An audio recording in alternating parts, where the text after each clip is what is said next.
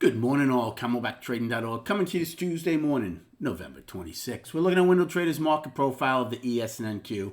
Want to get something out of the way, and hopefully it's going to stick with you for the next 4 years.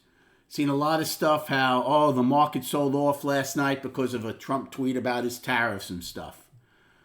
Listen, if you're going to use Trump as an excuse for the market gyrations, time to find a new profession.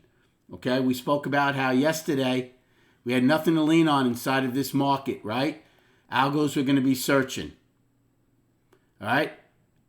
Right off the bat, if you're using that reason, unless Trump came back and said, well, you know what, I'm not going to do those tariffs. Well, guess what? Why would the market be trading at the highs of the night? Please keep that in mind. Market-generated information, MGI, not news-generated information or tweet-generated information. I'm telling you, it's going to be a long 4 years for traders if they're going to use that excuse every time the market decides to move. The market makes the news.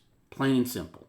Now, we have wide overnight POCs again. 15 wide just above settlement in ES. 17 wide in NQ, right above their afternoon rally high.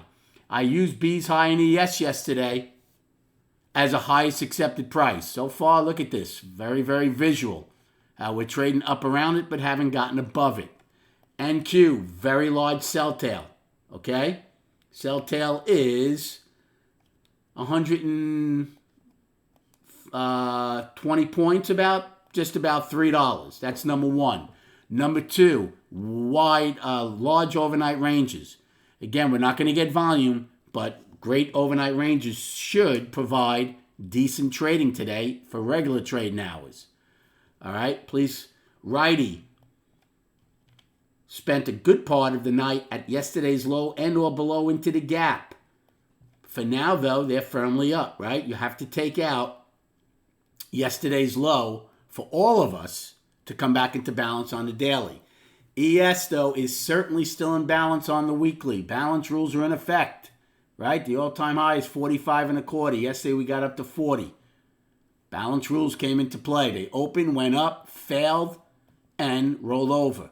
So does this short-term excess continue to hold in both ES and NQ? We're going to see this morning, aren't we? Now there's 75 minutes to go, but if your overnight high is around here, that's a fantastic risk-reward short. And you use either B's high as you're out or yesterday's open as you're out. In NQ's case, you use E's high as you're out because you don't know how much of this sell tail they would attempt to eat if they got into it. Okay? So that's a great risk-reward short.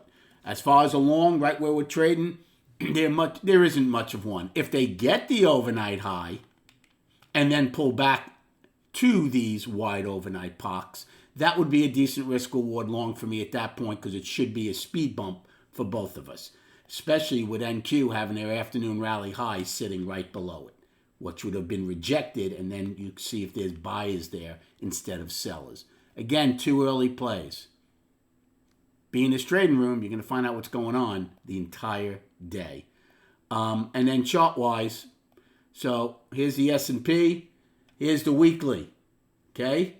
It's a 4-week balance, including this week so far. We need to take out the all-time high. Now, SPY did, so SPY you can call up, even though they came back in. But ES needs to take out that all-time high to have a chance to have the weekly go up. And then on the daily, we are up one time, framing up for 4 days. Good luck trading today. Thank you so much for liking and subscribing to this channel. And we'll recap at 4 p.m.